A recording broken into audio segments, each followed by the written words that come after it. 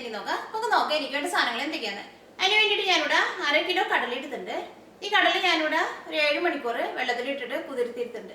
അത് കുറഞ്ഞത് ഒരു 7 മണിക്കൂറെങ്കിലും വെള്ളത്തിലിടണം. എന്നാൽ മാത്രമേ കടല നമുക്ക് ശരിക്കും കുതിർന്ന് കിട്ടുള്ളൂ. പിന്നെ വേണ്ടത് സവോളയാണ്. അതിന് വേണ്ടിയിട്ട് ഞാനിവിടെ 2 മീഡിയം സവോള സ്ലൈസ് ചെയ്തെടുത്തിട്ടുണ്ട്. 10 മില്ലി വെളുത്തുള്ളി ചതച്ചെടുത്തത്, ഒരു വലിയ കഷ്ണം ഇഞ്ചി ചതച്ചെടുത്തത്. ഈ കറിയിലേക്ക് നമ്മൾ സവോളയും വെളുത്തുള്ളിയൊക്കെയും കുറച്ച് കൂടുതൽ ചേർക്കണം. പിന്നെ നമുക്ക് ഇതിലേക്ക് വേണ്ട മസാലപ്പൊടികൾ. അതിന് വേണ്ടിയിട്ട് ഞാനിവിടെ 1/2 ടേബിൾ സ്പൂൺ മഞ്ഞൾപ്പൊടി എടുത്തിട്ടുണ്ട്, 3.5 ടേബിൾ സ്പൂൺ മല്ലിപ്പൊടി, 3 ടേബിൾ സ്പൂൺ മുളക് പൊടി, 1.5 ടേബിൾ സ്പൂൺ ഗരം മസാല. ഈ മുളകിൻ്റെ പൊടി നമ്മുടെ എരിവിനനുസരിച്ച് ചേർക്കാം. ഞാൻ ഇതിലേക്ക് കാശ്മീരി മുളക് പൊടിയാണ് ചേർക്കുന്നത്. നമുക്ക് നോക്കാം ഇതെങ്ങനെ ഒലത്തിയെടുക്കാമെന്ന്.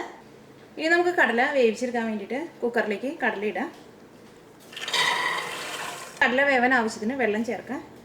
കടല മുങ്ങിക്കിടക്കാൻ അത്രയ്ക്ക് വെള്ളം ചേർത്താൽ മതി. കടല വെള്ളത്തിൽ മുങ്ങിക്കിടക്കണം. ഇത് മൂടി വെച്ചിട്ട് വേവിച്ചെടുക്കുക. കടല വേവിച്ചെടുക്കുമ്പോൾ ഉപ്പ് ചേർക്കരുത്. കടല നന്നായിട്ട് വെന്ത് കഴിഞ്ഞിട്ട് വേണം ഉപ്പ് ചേർക്കാൻ വേണ്ടിയിട്ട്. ഒരു വിസിൽ വന്നു കഴിഞ്ഞിട്ടുണ്ടെങ്കിൽ പിന്നെ ഒരു അരമണിക്കൂർ നമ്മളൊരു മീഡിയം ഫ്ലെയിമിലിട്ടിട്ട് വേവിച്ചെടുക്കണം. കടലയ്ക്ക് നല്ല വേവുണ്ട്. അപ്പോൾ നമുക്കത് മൂടി വയ്ക്കാം.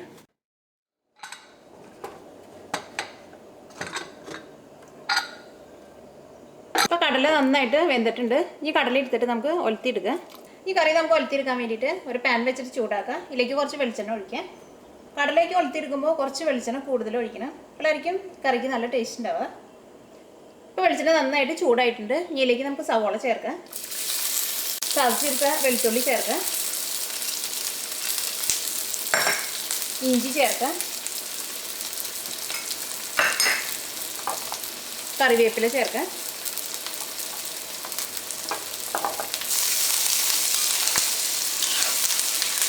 ഇപ്പോൾ സവോളയൊക്കെ നന്നായിട്ട് വഴന്നിട്ടുണ്ട്. ഈ സവോള നന്നായിട്ട് മൊരിയേണ്ട ആവശ്യമില്ല. ഇതിലേക്ക് നമുക്ക് മസാലപ്പൊടികൾ ചേർക്കാം. നമുക്കൊരു മീഡിയം ഫ്ലെയിമിൽ വയ്ക്കാം. ഇതിലേക്ക് ആദ്യം മഞ്ഞൾപ്പൊടി ചേർക്കാം. പൊടി എണ്ണയിൽ കിടന്നിട്ട് നന്നായിട്ടൊന്ന് മൊരിയണം. ആ മഞ്ഞളുടെ പച്ചക്കുത്തൊന്ന് പോകണം. ഈ കറിയിലേക്ക് നമ്മൾ എരിവിന് വേണ്ടിയിട്ട് മുളകിൻ്റെ പൊടി മാത്രമേ ചേർക്കണുള്ളൂ, പച്ചമുളക് ചേർക്കണില്ല. അത് കടലിലേക്ക് നമ്മൾ ഒലത്തിയെടുക്കുമ്പോൾ മല്ലിപ്പൊടി കുറച്ച് കൂടുതൽ ചേർക്കണം.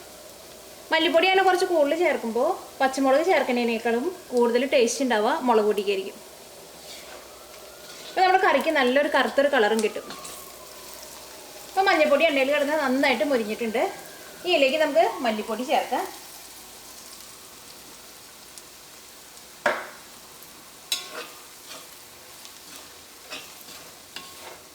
ഈ മല്ലിപ്പൊടിയും എണ്ണയിൽ കിടന്ന് നന്നായിട്ടൊന്ന് മുരിയണം. അപ്പോൾ മല്ലിപ്പൊടിയും എണ്ണയിൽ കിടന്ന് നന്നായിട്ട് മുരിഞ്ഞിട്ടുണ്ട്. ഇതിലേക്ക് നമുക്ക് മുളകിൻ്റെ പൊടി ചേർക്കാം.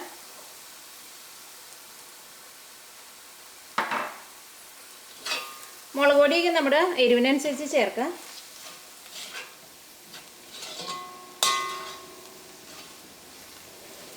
അപ്പോൾ മസാലപ്പൊടികളെല്ലാവരും എണ്ണയിൽ കിടന്ന് നന്നായിട്ട് മുരിഞ്ഞിട്ടുണ്ട്. ആ മസാലപ്പൊടികൾ നമ്മൾ എപ്പോഴും മുരിച്ചെടുക്കുമ്പോൾ ഒരു മീഡിയം ഫ്ലെയിമിലിട്ടിട്ട് മുരിച്ചെടുക്കുക. തീ കൂട്ടി വെച്ചിട്ടുണ്ടെങ്കിൽ മസാലപ്പൊടികൾ കരിഞ്ഞു പോവുകയും ചെയ്യും, നമ്മുടെ കറിക്ക് ഒരു കയ്പ്പ് വരികയും ചെയ്യും. ഇനി ഇതിലേക്ക് നമുക്ക് നമ്മൾ വേവിച്ച് വെച്ചേക്കണ കടല ചേർക്കാം.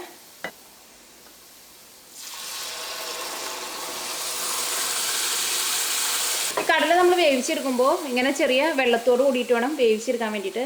എന്നാൽ മാത്രമേ കടല നമ്മൾ മസാലയിലേക്ക് ഇടുമ്പോൾ കടലയുടെ ഉള്ളിലേക്കൊക്കെ മസാല ശരിക്കും പിടിക്കുള്ളൂ. അത് നമ്മൾ കടല നമ്മൾ കുക്കറിലിട്ടിട്ട് വേവിച്ചെടുത്ത് കഴിഞ്ഞിട്ട് വെള്ളം കുറവാണെങ്കിൽ ഇതിങ്ങനെ ഒലത്തിയെടുക്കുന്ന സമയത്ത് ഇതിലേക്ക് നമുക്ക് സെപ്പറേറ്റ് കുറച്ച് വെള്ളം കൂടിയും ചേർക്കാം. ഈ തീ നന്നായിട്ട് കൂട്ടി വയ്ക്കാം. ഇതിലേക്ക് നമുക്ക് ഗരം മസാല ചേർക്കാം.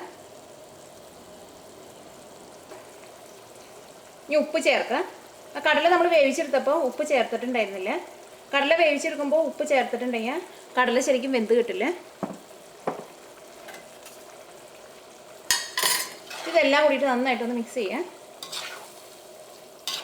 ഇതൊരു മീഡിയം ഫ്ലെയിമിലിട്ടിട്ട് മൂടി വെച്ചിട്ട് ഇതിനകത്ത് ഈ ചാറൊക്കെ നന്നായിട്ടൊന്ന് വറ്റിച്ചെടുക്കണം. ഇടയ്ക്ക് കറി ഒന്ന് ഇളക്കിയിട്ട് കൊടുക്കണം. എന്നിട്ട് കറി നന്നായിട്ട് ഇങ്ങനെ വരട്ടിയ പോലെ എടുക്കണം.